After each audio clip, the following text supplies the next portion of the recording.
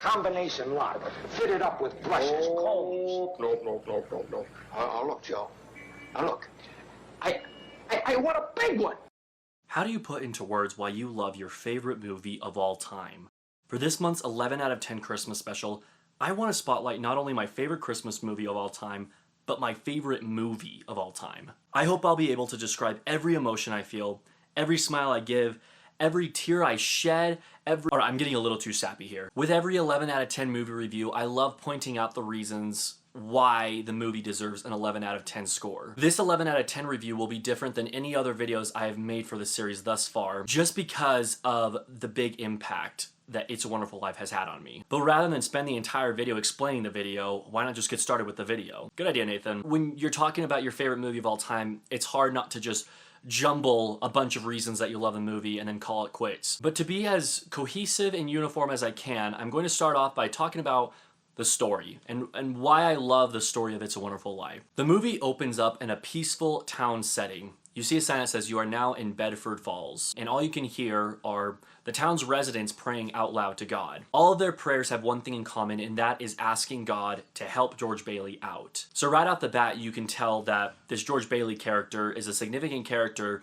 one that a lot of people care about and love, obviously. But at this point of the movie, you don't know what sort of trouble George is in. You just know that people are praying for him and that they care for him. This is a great foreshadowing for what is to come and a great sneak peek as to the whole entire meaning and message of this film. We cut to what is a heaven type setting, and it's a very unique style of filming in my opinion. The way they film this is, it looks as if three stars are conversing with each other in this heaven setting, and we come to find out that it's three angels looking down on George Bailey's life. There's one angel in particular that is assigned to watch over him and to help him get out of the rut that he's in. This angel's name is Clarence, and we are watching George Bailey's life at the same time as Clarence is watching his life. The setting is so unique compared to something you'd see today. I can't help but smile when I see this opening sequence of this heavenly setting with the three angels conversing with each other. From the very beginning of the movie, you see just how important George Bailey is. When he's a kid, he saves his little brother from drowning, and in a later scene, George at the same age prevents a child from taking poison, which was mistakenly put in the capsule from his drugstore boss. The story continues and many things unfold, but rather than continue on with the story, there's one thing I want to point out now. There's a new topic that I would like to discuss. I'm not finished with talking about why I love the story, but I'm hoping to include little sections of things I love within the story. So this first section I want to talk about is the romance. It's a Wonderful Life has got to be my favorite romantic film of all time. George and Mary are introduced at a young age in the ice cream shop, but there's nothing too significant about that time. The time I want to talk about is when they first meet each other after years of being separated, and it's at the school dance. It's so interesting because when they meet each other, it seems like it's a love at first sight moment, although we know that they've definitely met each other, they definitely know each other. In fact, George is friends with Mary's older brother. Yet, that first time that they glance at each other, it is such a beautiful example of love at first sight. And then that entire scene is just like screaming with romance when they dance and they fall in the pool, continue to dance, and then the scene following the pool dance scene, when he's walking her home, he promises that he'll lasso the moon for her. Speaking of that scene, actually, I tagged the Criterion Collection in a photo I posted a few years back where I created my own Criterion Collection cover for It's a Wonderful Life, and it was the drawing that Mary creates for George.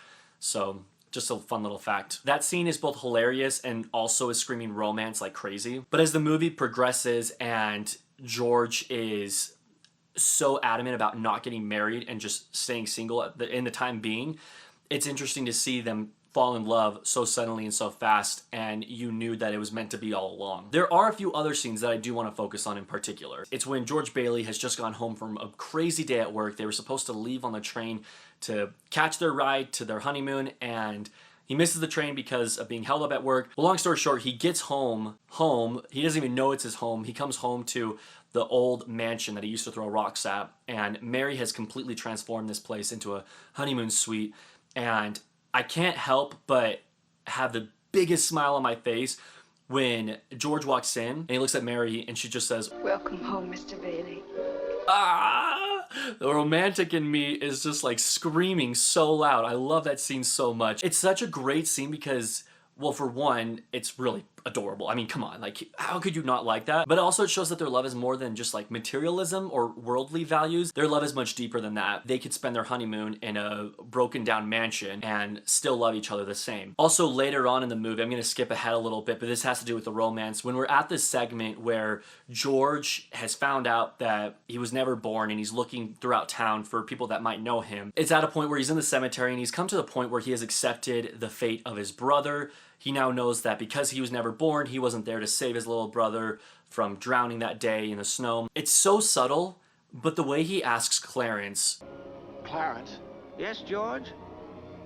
Where's Mary? that tugs at my heartstrings. It's like he's gone through all these trials already of people not knowing him, and his last hope is, please let my wife know me. Please let our love still be alive. And he's just horrified of what the answer might be to his question of where Mary is. But more about that nightmare sequence, if you will, later. Right now I want to change gears a little bit. I'm still under the category of the story being great, but I want to pay homage to the actors and their characters. The first performance and character that I want to talk about is Donna Reed as Mary Hatch Bailey. I honestly can't imagine anyone else playing Mary, and it's ironic to say that because Jean Arthur, for an example, collaborated with Frank Capra so many times, whereas Donna Reed only collaborated with him once. So it's interesting that I can't pinpoint another actress that I could see playing Mary. I thought about Jean Arthur, and it just, I don't know, it doesn't fit. I really like Donna Reed's casting. Frank Capra is absolutely amazing at writing female characters in his films. Mary is a perfect example of this. She is, in a sense, the cornerstone to George Bailey. And really just her community in general. Like, Mary is an absolute rock star. There's another Frank Capra movie that I'm actually going to be talking about next month for my 11 out of 10 movie review. It's a Frank Capra film that stars Jean Arthur and James Stewart. I'll let you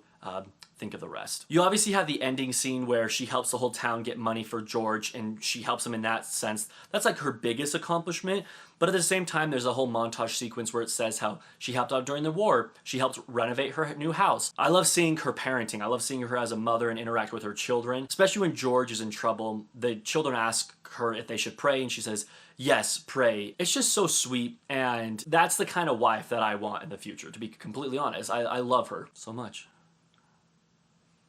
Speaking of the scene where George is distraught and having a hard time, there's a particular scene where she's just talking, telling about her day, setting up the Christmas tree. Amidst all this, George is actually beginning to cry because of losing the $8,000 earlier in his workday. And she stops mid-sentence when she notices that he's crying. And the face that she gives, it's just that realization that something is not right here. I need to help him. Donna Reed is absolutely amazing, and Mary Hatch is one of my favorite female characters of all time. The next performance and character that I would like to talk about is Lionel Barrymore as Mr. Potter. You know that Lionel Barrymore is an amazing actor when you watch his performance in It's a Wonderful Life playing the despicable Mr. Potter, and his performance in You Can't Take It With You, where he plays like one of the happiest men of all time. Those two characters are so polar opposite from each other. It shows the great talent that he has. Like, if you just watch the faces he makes, he just looks like a grumpy old man that's out to get people. I love his acting and this whole entire performance of his, particularly in this scene where George comes to him to ask for help because he's in a rut. He's such a snake. Like, he is so good at being a dirtbag. He accomplishes it with great ease. Next up, I want to talk about Thomas Mitchell as Uncle Billy. It was Thomas Mitchell's performance as Uncle Billy that actually got me interested in seeing more of his filmography. When I see a movie with Thomas Mitchell, he stands out to me. He's usually in supporting roles, but he's so good in the roles that he does. He's the reason I ended up watching movies like Stagecoach or Make Way for Tomorrow, movies that I otherwise probably would have never checked out. His character in It's a Wonderful Life, Uncle Billy, is such a funny, nutty, kind of insane guy. But at the same time, he's so lovable. At one point, George Bailey asks him what are the 3 best things you can hear, and he says, breakfast is served, lunch is served, dinner is served. It's like, it's so funny. He keeps strings on his fingers so that he won't forget the to-do items on his to-do list. He has a pet squirrel and a home of a ton of other animals too, but he's also very forgetful. We know he loses the $8,000, and it's when George is accusing him of where the money is and he just can't think. That's when you really feel for Uncle Billy. He says that he's looked everywhere. He's even been in rooms that he hasn't been in since his late wife was living, and that's such an emotional line. It's a very underrated line, but just hearing him say that, it makes me so sad for him. You think he's just some crazy old guy that possibly never married, but he's actually a widower. his wife died. And I can't move on without saying that I love his drunk scene. It's so funny. And then you got Henry Travers playing Clarence. If there's a character that's more lovable than Uncle Billy, it's gotta be Clarence. I've seen him in only a few other movies, including Shadow of a Doubt and The Invisible Man. But it's kind of funny, he's actually in this movie called The Bells of St. Mary, and in this scene where George returns to his normal reality, that movie is playing at the movie theater in Bedford Falls. It's kind of meta. He stars in the movie that is playing at this theater. Kind of funny how that works. I haven't seen that movie though, so I don't have any thoughts on that. But Clarence brings a lot of humor to the movie. This idea of an angel visiting George Bailey within itself is very obscure, very shocking for George. There's an entire sequence with George and Clarence in the bar together. Just that whole sequence of them having a drink together and George still trying to understand who Clarence is, but also Nick, the bartender, trying to understand who the heck both of them are. It's so funny to watch. The movie It's a Wonderful Life is honestly way funnier than people give it credit to. Like, it's obviously not a movie known for its comedy, but the funny moments it has are so good. And then on a side note, in the end of the movie, you can't bring up Clarence without talking about the note that he leaves for George. Dear George, remember no man is a failure who has friends. Thanks for the wings, Clarence. Yeah, I love that line so much. That no man is a failure who has friends was my Instagram bio for several years, actually. And then a few side characters I want to talk about. Just Bedford Falls in general. I feel like the community of Bedford Falls plays such a big role in the film because you're getting to know George Bailey and you're trying to understand where the movie is going and kind of like the significance of his character and his life. And it's the people of Bedford Falls that explain the significance of his life. And they don't even have to have an exposition scene or anything. It's mostly just the actions. The actions speak louder than words. But you grow to love the people that live in this tiny town. There's Mr. Gower, Violet. I mentioned Bert and Ernie earlier. Then there's Martini and Nick. Mr. Partridge. Like, there's just a long list of people that live in Bedford Falls that just fall in love with. And I had to say the best for last, James Stewart as George Bailey. Now, for those of you who don't know, James Stewart is my favorite actor of all time, so it's fitting that I save him for last when I'm talking about performances and characters in this film. I know that this is a very bold statement to make, but James Stewart's performance as George Bailey is my favorite performance of all time. When I watch his performance in this movie, I think he accomplishes so many different emotions, and in some cases dual emotions, where he's exhibiting two different emotions at the same time, which really impresses me when an actor can do that. I don't know anything about acting, but I know that I love movies, and I love when an actor's performance moves me, and everything that James Stewart does in this film accomplishes that for me. It's his performance of George Bailey that makes George Bailey one of my favorite characters of all time. There are a few scenes in particular that I want to cite where he exhibits this dual emotion very well. The first one is when he's at the train station picking up Harry from his trip. Harry is coming home from college, and George at the moment is unaware that he got married while he was gone. And so when Harry gets off the train and he has a wife, George at first is very shocked, but then he becomes excited. But he doesn't yet know the news that Harry is likely going to be accepting a job position from his father-in-law. When George finds out that news, I love the way he exhibits his emotion. It's a mixture of excitement for Harry for getting a job offer from his father-in-law, but also the realization that Harry won't be staying in Bedford Falls, and that will likely mean that George has to continue to live in Bedford Falls to keep the building and loan business open. The way James Stewart acts in this scene is so well done. At first, he's walking slowly. He falls behind the group, and you can tell that he has so many thoughts running through his mind. But then suddenly he smiles. Just that example of showing disappointment and excitement at the same time, I think he does it very well. There's also the scene where Mr. Potter proposes that George works for him. George goes from very eager and excited, and then within just a handshake, he becomes very angry. And James Stewart is able to switch his emotions so fast, and I love the way he does it, particularly in this scene. It's almost like he realized that the snake worked on him. I gotta get out of this trap. Any shot with James Stewart showing a worried face is absolutely amazing. It's after he visits his mom at the boarding school and she doesn't recognize him. He runs away from the door and he gets right up to the camera and he's just looking around slowly, absolutely horrified. And as he's saying this, Clarence has a really cool line as well. Clarence is basically saying you didn't realize what an important impact you played in your life. It's such a eerie scene almost, and I still remember the very first time I was watching this movie, that scene stuck with me. That hit me hard. I was like, oh my gosh, like this guy's an amazing actor for one, because I think this was either the first James Stewart movie I ever saw or one of the first ones I ever saw. It really solidified my love for James Stewart, but it also solidified his character and how horrified his character is. But what might trump all of his acting that I've mentioned previously is his crying. There's two scenes in particular, one that I've referenced already, but I'm gonna quickly mention it again. This first one is when he comes home after losing the $8,000 and he is just ruined. He's so sad and he resorts to picking up his child and just loving him. He kisses him, he hugs him, and he's crying. And this is that scene I was mentioning earlier where Mary is in mid-sentence and then she notices that he's crying. Just seeing him cry makes me want to cry because you've come to know George Bailey so well, and to see him so down in the dumps is heartbreaking to watch. He just knows that he is in big trouble and that his family is in trouble too. It's one of the saddest scenes in the entire movie. But the second one that I want to talk about is when he's in the bar. It's right after he has visited Mr. Potter and Mr. Potter denied him of helping him, saving his skin. He offers a prayer to God, and in this prayer, he comes before God so humbly. In the prayer, he also starts crying. He's trying so hard to faithfully come before God and to speak to him, but at the same time, he can't help but be horrified and anxious at the situation that he's in. His tears are flowing, his voice is shaking, his friends are even aware of the situation. They ask him if he's okay. Just seeing that small instance of people looking out for him and caring for him is a small foreshadowing to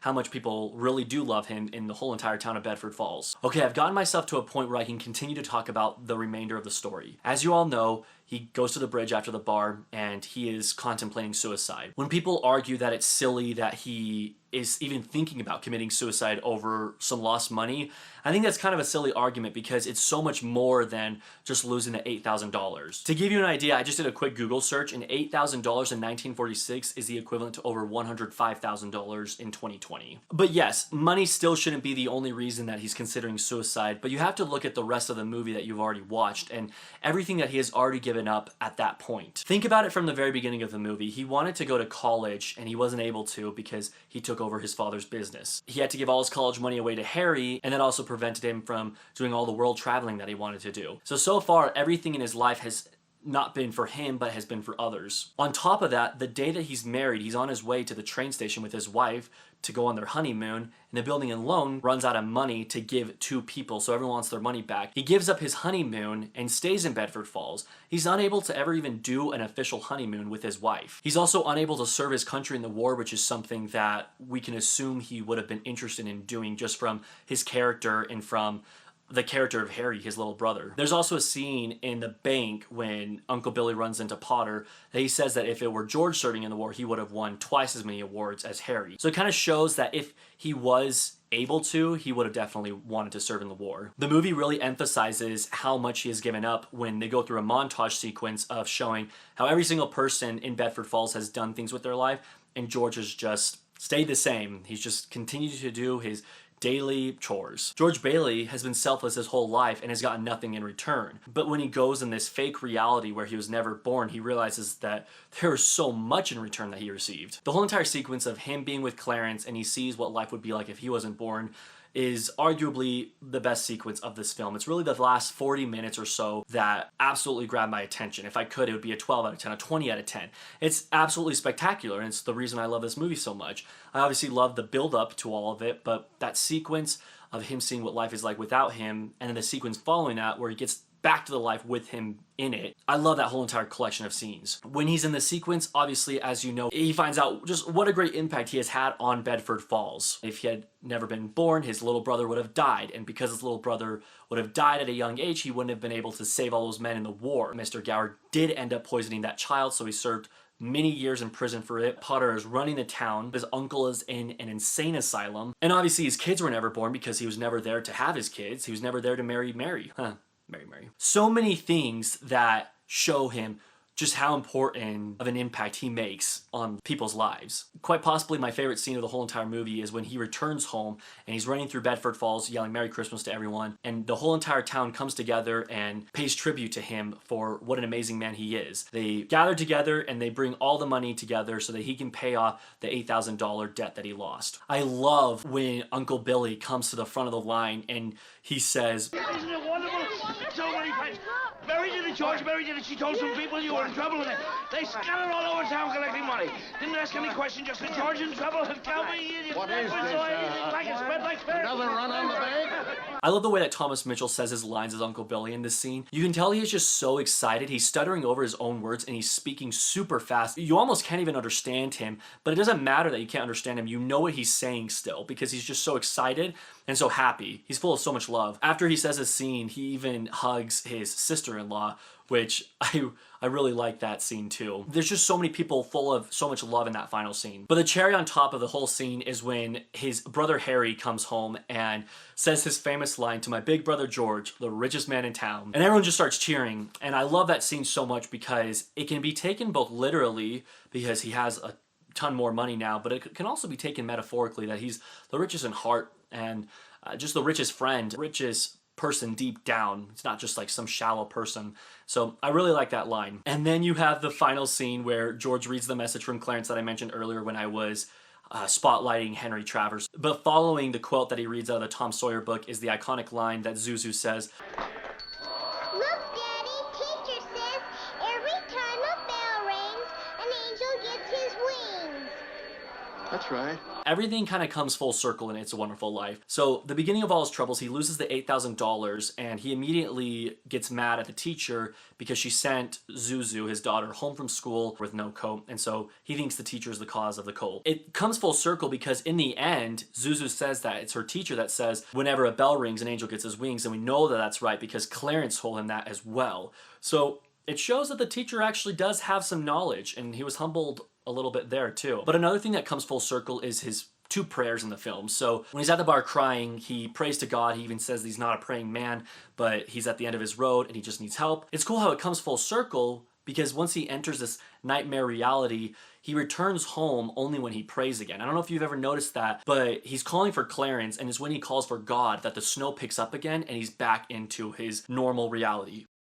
I want to live again. I want to live again. I want to live again.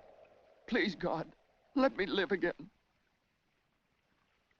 But my favorite scene of the entire movie has got to be the final shot you see of the entire town singing Auld Lang Syne. There's something about seeing Uncle Billy like tapping Harry's shoulder. Like there's such a bond between family and with all the friends there, but then also seeing Mr. Partridge, who works at the school, leaning into Mr. Gower, two characters that have also greatly been influenced by George Bailey. It's so sweet just seeing them all together, seeing Auld Lang Syne, showing full support for this man that they have grown up with and they love so much. Everyone is all smiling. I'm smiling. I can't help but smile in the last 10 minutes of this movie. The culmination of What a Wonderful Life is done so perfectly in just one scene. Now, the story of It's a Wonderful Life, seeing what life would be like if you weren't alive, if you weren't involved in life, it reminded me of several other movies or TV shows that I've seen that I think that would interest you if you like It's a Wonderful Life. Now, I'm sure there are so many other movies that I could list off, but I want to only recommend 5. First, The Phantom Carriage, Big Fish, Dead Poets Society, The Mortal Storm, and then actually a Twilight Zone episode called The Changing of the Guard. It's from season 3,